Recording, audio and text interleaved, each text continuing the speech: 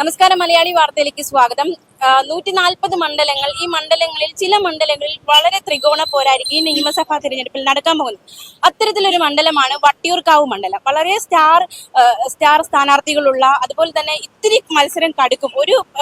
ഒരു പ്രവചനത്തിന് ഇവിടെ ഒരു സ്ഥാനമില്ല. ആര് ജയിക്കും, അല്ലെങ്കിൽ LDF ജയിക്കുമോ, UDF ജയിക്കുമോ, BJP ജയിക്കുമോ, യാതൊരു ഒരു പ്രവചനത്തിനും സാധ്യതയില്ലാത്ത ചില മണ്ഡലങ്ങളിൽ ഒന്നാണ് വട്ടിയൂർക്കാവ് മണ്ഡലം. കടുത്ത പോരാട്ടമാണ് വട്ടിയൂർക്കാവ് മണ്ഡലത്തിൽ നടക്കാൻ പോകുന്നത്. നമുക്കറിയാം, LDF വേണ്ടി നിലവിലെ MLA സീറ്റ് ഉറപ്പിക്കാൻ, അല്ലെങ്കിൽ നിലവിലുള്ള സീറ്റ് ഉറപ്പിക്കാൻ LDF-ന്റെ VK പ്രശാന്ത് MLA-യും, കൈവിട്ടുപോയ സീറ്റ് തിരിച്ചു പിടിക്കാൻ കോൺഗ്രസിന്റെ K മുരളീധരനും, അതുപോലെ തന്നെ ഈ തദ്ദേശ തിരഞ്ഞെടുപ്പിൽ നേടിയ വിജയം അത് മുന്നിൽ കണ്ട അതേ ആത്മവിശ്വാസത്തിൽ ശ്രീലേഖയും BJP-ക്ക് വേണ്ടി ശ്രീലേഖയും മത്സരക്കളത്തിലേക്ക് ഇറങ്ങുകയാണ്. ആര് നേടും, ആര് വാഴും, ആര് വീഴും എന്നതൊക്കെ ചോദ്യമായി നിൽക്കുകയാണ്. അപ്പൊ എന്തായാലും മലയാളി വാർത്തയോട് ഇപ്രാവശ്യം എന്തായാലും BJP അക്കൗണ്ട് വട്ടിയൂർക്കാവിൽ നിന്ന് തുറക്കുമെന്ന് മലയാളി വാർത്തയോട് പറഞ്ഞിരിക്കുകയാണ് ശ്രീലേഖ. പ്രതികരണത്തിലേക്ക്. ഇപ്പോ മാസങ്ങളായതേ ഉള്ളൂ, ഒരു തെരഞ്ഞെടുപ്പ് നേരിട്ടു, വിജയം കൈവരിച്ചു, വീണ്ടും ഒരു തെരഞ്ഞെടുപ്പ് രംഗത്തേക്ക് ഇറങ്ങിയിരിക്കണം. എന്ത് തോന്നുന്നു?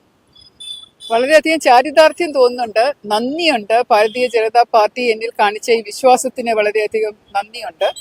ഇത് വളരെ ആത്മാർത്ഥമായിട്ട് എൻ്റെ കഴിയുന്ന നല്ല രീതിയിൽ ഞാൻ പ്രവർത്തനം നടത്തി വിജയിച്ചു വരും.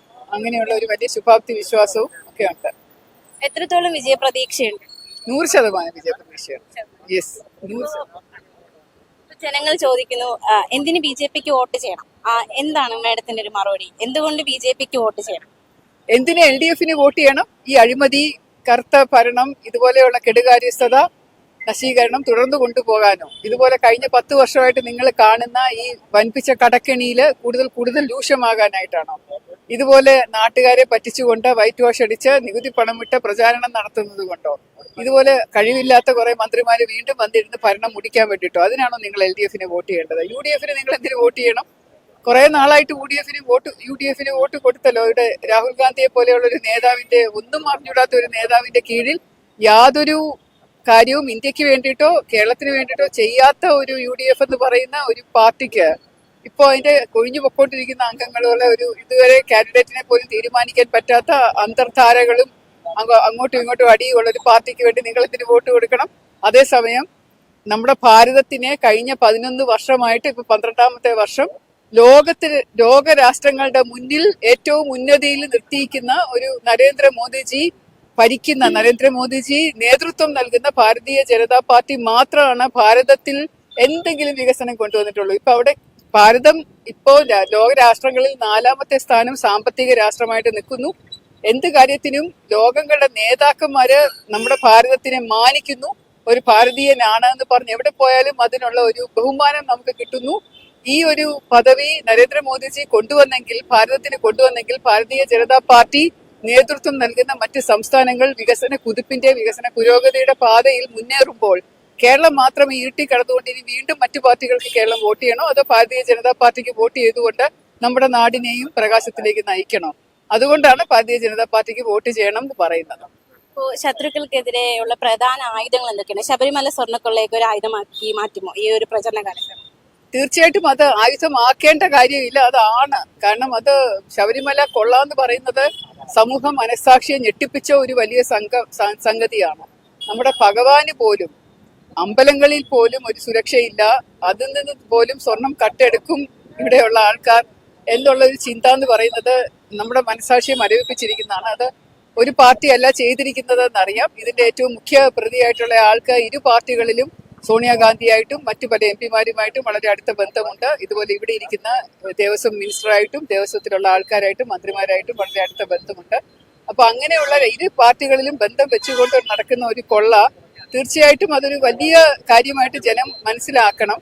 അത് കൂടാതെ മറ്റു പല കാര്യങ്ങൾ ഇപ്പം ഓരോരോ MLA-മാരായിട്ട് എടുത്തു നോക്കൂ. ഇപ്പൊ തന്നെ ശ്രീ ആന്റണി രാജു ഒരു വല്ലാത്ത ഒരു കേസിലല്ലേ പെട്ടിരിക്കുന്നത്. അദ്ദേഹം വീണ്ടും ആ കേസ് തള്ളിക്കളഞ്ഞല്ലോ. അപ്പൊ അതിന് അദ്ദേഹത്തിന് ഒരു മുഖച്ഛായ തന്നെ മാറിയിരിക്കുന്ന ഒരു അവസരമാണ്. ഇതുപോലെ മിക്കവാറും എല്ലാ MLA-യും വളരെ മോശം സ്വഭാവമുള്ള, വളരെ 5000 കാമുകിമാരുണ്ട് എന്ന് സ്വയം പ്രഖ്യാപിക്കുന്നവരെ തന്നെ മന്ത്രിയായിട്ട് വാഴ്ത്തി വലിയ നിലയിൽ കൊണ്ട് നടക്കുന്ന ഒരു പാർട്ടി എന്ന് പറയുന്ന പാർട്ടി, അതെല്ലാം ആയുധമായിട്ട് വരണം. ഇതെല്ലാം തിരഞ്ഞെടുപ്പിൽ അത് ജനങ്ങൾക്ക് അത് മനസ്സിലാകണം. ഇതാണ് ഒരു സ്ഥലത്ത് ഒരു MLA ആയിട്ട് നിന്ന് കഴിഞ്ഞാൽ 2 മാസം കഴിയുമ്പോൾ എനിക്ക് MP ആവാൻ ഒരു അവസരം കിട്ടിയെന്ന് പറഞ്ഞ് അതിട്ടിട്ട് പോകുന്ന MLA-മാരുള്ള പാർട്ടി അതും ഒരു ആയുധമാകണം. അതുപോലെ വഴക്കുകൾ ഇട്ട് പിണങ്ങിപ്പൊക്കൊണ്ടിരിക്കുന്ന അല്ലെങ്കിൽ തീവ്രവാദ സംഘടനകളുമായിട്ട് കൂട്ടുകൂടിക്കൊണ്ട് PFI പോലെയുള്ള സംഘടനകളുമായിട്ട് കൂട്ടുകൂടിക്കൊണ്ട് വോട്ട് ബാങ്ക് ആക്കി അത് വിറ്റ് കാശാക്കാൻ ശ്രമിക്കുന്ന ഒരു പാർട്ടി,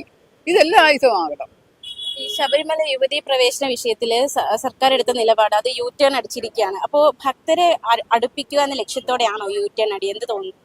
ഇത് ഇലക്ഷന്റെ തന്നെ ഒരു ഇതായിട്ടാണ് അവര് ഇലക്ഷൻ ജയിച്ച് വരാൻ വേണ്ടിയിട്ടുള്ള താൽക്കാലിക കാര്യമാണ്. ഇപ്പൊ ഇവര് കഴിഞ്ഞ പ്രാവശ്യം ഈ 5 വർഷത്തിന് മുമ്പുള്ള ഇലക്ഷൻ സമയത്താണ് സ്ത്രീ സമത്വം, സ്ത്രീ സ്വാതന്ത്ര്യം എന്ന് പറഞ്ഞ മാനവികത, സ്ത്രീ മാനവികത എന്നൊക്കെ പറഞ്ഞുകൊണ്ട് വലിയ ബഹളം ഉണ്ടാക്കിക്കൊണ്ട് ശബരിമലയിലെ യുവതീ പ്രവേശനം അനുവദിച്ചത്. അതും ഭക്തജനങ്ങളായിട്ടുള്ള ഒരു യുവതിക്കും ശബരിമല കയറണ്ട. പക്ഷെ ഇതുപോലെയുള്ള ലിബറേറ്റഡ് വിമൻ, ഫെമിനിസ്റ്റുകൾ എന്ന് പറയുന്നവർക്ക് മാത്രമാണ് ശബരിമല ആഗ്രഹം എന്ന് പറഞ്ഞത്. അപ്പൊ അവരെ പോലുള്ളവരെ സപ്പോർട്ട് ചെയ്യാനാണ് സർക്കാർ ആ ഒരു യുവതീ പ്രവേശനം നടപ്പിലാക്കി കൊടുത്തത്. അതും എങ്ങനത്തെ രീതിയിലാണ്? രഹസ്യമായി യുവതികളെ കൊള്ളാത്ത, അതായത് സമൂഹത്തിൽ വിലയും നിലയും ഇല്ലാത്ത യുവതികളെ പോലീസ് യൂണിഫോം ധരിപ്പിച്ച് ജീപ്പിന്റെ പുറകിൽ കിടത്തിയിട്ടൊക്കെ കൊണ്ടുപോയിട്ടൊക്കെയാണ് ആരെയോ പറ്റിക്കുന്ന പോലെയാണ് ഇത് അവർ നടപ്പിലാക്കിയത്. എന്നിട്ട് അയ്യപ്പനെ കുറിച്ച് എന്തൊക്കെ കുഴപ്പം പറഞ്ഞതാണെന്ന് എത്രയോ കേസുകൾ എടുത്ത് എത്രയോ പ്രവർത്തകരെ തല്ലിച്ചതച്ചു. എന്നിട്ട് ഇപ്പം അത് സുപ്രീം കോടതിയിൽ വീണ്ടും വന്നപ്പോൾ അതിലൊരു നിലപാട് മാറ്റം വരുത്തിയിരിക്കുന്നത് തീർച്ചയായിട്ടും ഈ ഒരു ഇലക്ഷന്റെ സമയത്ത് ഹിന്ദുക്കളുടെ എതിരല്ല ഞങ്ങൾ, ആ വോട്ട് കിട്ടുന്നെങ്കിൽ വന്നോട്ടെ എന്നുള്ള വിചാരത്തിന്റെ പുറത്ത് മാത്രമാണ്. വട്ടിയൂർക്കാവ് മണ്ഡലം നോക്കുകയാണെങ്കിൽ ഒരിക്കൽ UDF-നൊപ്പം പിന്നെ LDF-നൊപ്പം നിന്നൊരു മണ്ഡലമാണ്. അപ്പൊ ഇത്തവണ BJP-ക്കൊപ്പം നിൽക്കുന്ന ശുഭപ്രതീക്ഷയുണ്ട്. ശുഭപ്രതീക്ഷയുണ്ട്. കാരണം LDF-ഉം UDF-ഉം കൂടെ ചേർന്ന് കുറെ നാളുകളായിട്ട് 70 വർഷമായിട്ട് ഇവിടെയുള്ള ജനങ്ങളെ, കേരളത്തിലെ ജനങ്ങളെ വഞ്ചിച്ചുകൊണ്ടിരിക്കുകയാണ് എന്നുള്ള ഒരു ധാരണ ഇപ്പോൾ ജനങ്ങൾക്ക് പൊതുവെ ഉണ്ട്. അപ്പൊ ഒരു മാറ്റം ഇനിയും വേണം. മാറാത്തത് മാറും, കേരളം ഇനി മാറും എന്ന ഒരു മുദ്രാവാക്യം ഭാരതീയ ജനതാ പാർട്ടിയുടെ മാത്രമല്ല, NDA-യുടെ മാത്രമല്ല, ഓരോ ആളുകളും ഇത് ഏറ്റു പറയുന്നുണ്ട്. നിഷ്പക്ഷരായിട്ടുള്ള വോട്ടർമാരെല്ലാവരും മനസ്സിലാക്കുന്നുണ്ട്. ഇപ്പോൾ VK പ്രശാന്ത് MLA-യുമായിട്ട് മുറിയുടെ കാര്യത്തിൽ ചെറിയൊരു പ്രശ്നം ഉണ്ടായിരുന്നു. ഇപ്പോൾ തെരഞ്ഞെടുപ്പ് ഗോതയിൽ നിങ്ങൾ രണ്ടുപേരും നേർക്കുനേർ വന്നിരിക്കുകയാണ്. അപ്പോൾ ഇപ്പോൾ കോൺഗ്രസിലെ സ്ഥാനാർത്ഥിയായാലും LDF-ന്റെ സ്ഥാനാർത്ഥിയായാലും എതിരാളികൾ ശക്തരാണോ? എതിരാളികളുടെ ശക്തി ഞാൻ കുറച്ച് കാണുന്നില്ല. അവർ രണ്ടുപേരും ശക്തർ തന്നെയാണ്. അവർക്ക് നല്ല രാഷ്ട്രീയ പാരമ്പര്യമുണ്ട്, രാഷ്ട്രീയ പരിജ്ഞാനമുണ്ട്, രാഷ്ട്രീയത്തിൽ പൊരുതി തെളിഞ്ഞവരാണ് രണ്ടുപേരും. അത് നോക്കുമ്പോൾ ഞാനൊരു പുതിയ ഒരാളാണ് രാഷ്ട്രീയത്തിൽ. പക്ഷെ എനിക്ക് എൻ്റെ ബ്യൂറോക്രസിയുടെ IPS-ന്റെ പിൻബലമുണ്ട്. എനിക്ക് ന്യായം ഏതാണ്, നീതി ഏതാണെന്ന് അറിയാം. ഞാൻ അഴിമതി ഇല്ലാതെ പ്രവർത്തിച്ച അഴിമതിക്കാരായിട്ടുള്ളവർക്കെതിരെ നടപടി എടുത്തിട്ടുള്ള ആളാണ്. അതുകൊണ്ട് ഇവരുടെ സ്ഥാനാർത്ഥിത്വം ഞാൻ കുറച്ച് കാണുന്നില്ല. പക്ഷെ അറ്റ് ദ സെയിം ടൈം ഈ ഹൈപ്പ് വെച്ചും മീഡിയ ഹൈപ്പ് കൊണ്ടും ബ്രോ ആണെന്ന് പറഞ്ഞുകൊണ്ടും അല്ലെങ്കിൽ ഒരു ചിത്രം അടിച്ചുകൊണ്ടും ഒരു ഫസാഡ് എന്ന് പറയും, മുഖംമൂടി അണിഞ്ഞുകൊണ്ടും ആളുകളുടെ മുന്നിൽ പോയി കഴിഞ്ഞാൽ അതിനിയും നടപ്പാവില്ല, ഇനി അത് വർക്കൗട്ട് ആവില്ല എന്ന് ജനം മനസ്സിലാക്കി തുടങ്ങി. അപ്പോൾ ഈ പറഞ്ഞ തദ്ദേശ തിരഞ്ഞെടുപ്പ് ഇലക്ഷൻ റിസൾട്ട് വരുമ്പോഴേക്കും വട്ടിയൂർക്കാവിൽ നിന്ന് BJP ഒരു അക്കൗണ്ട് തുറന്നിരിക്കും. ഒരു അക്കൗണ്ടാണോ കൂടുതൽ അക്കൗണ്ടുകൾ ഉണ്ടാകുമോ? എന്ത് തോന്നുന്നു? വട്ടിയൂർക്കാവിൽ നിന്ന് ഉറപ്പായിട്ട് ഒരു അക്കൗണ്ട് തുറന്നിരിക്കും. പക്ഷെ തിരുവനന്തപുരത്ത് നിന്ന് 4 അക്കൗണ്ട് തുറക്കും എന്നാണ് പ്രതീക്ഷ. എല്ലായിടത്തും ഉണ്ടാവും, എല്ലായിടത്തും അത് ഉണ്ടാവും. ഒരു വലിയ മാറ്റത്തിന്റെ തരംഗം ഇവിടെ വന്നിരിക്കുകയാണ്. വട്ടിയൂർക്കാവിൽ തന്നെ നിങ്ങൾക്ക് കണ്ടാൽ അറിയാം, നേരത്തെ വോട്ട് ഷെയർ ഉണ്ടായിരുന്നത് ഇപ്പോൾ ഒരുപാട് കൂടിയിട്ടുണ്ട്. ലോക്സഭാ തിരഞ്ഞെടുപ്പിന്റെ സമയത്ത് ഏറ്റവും കൂടുതൽ വോട്ട് ഇവിടുന്ന് പോയിരിക്കുന്നത് BJP-ക്കാണ്. അതുപോലെ തദ്ദേശ തെരഞ്ഞെടുപ്പിൽ വാർഡുകളുടെ എണ്ണം വെച്ച് നോക്കിയാൽ ഏറ്റവും കൂടുതൽ വാർഡുകൾ BJP-ക്കാണ് കിട്ടിയിരിക്കുന്നത്. അങ്ങനെ നോക്കിക്കഴിഞ്ഞാൽ തീർച്ചയായിട്ടും വട്ടിയൂർക്കാവ് ഭാരതീയ ജനതാ പാർട്ടിയുടെ ഒപ്പമാണ്, NDA-ക്കൊപ്പമാണ്. അതുകൊണ്ട് വോട്ട് ഷെയറും നല്ലപോലെ കൂടും.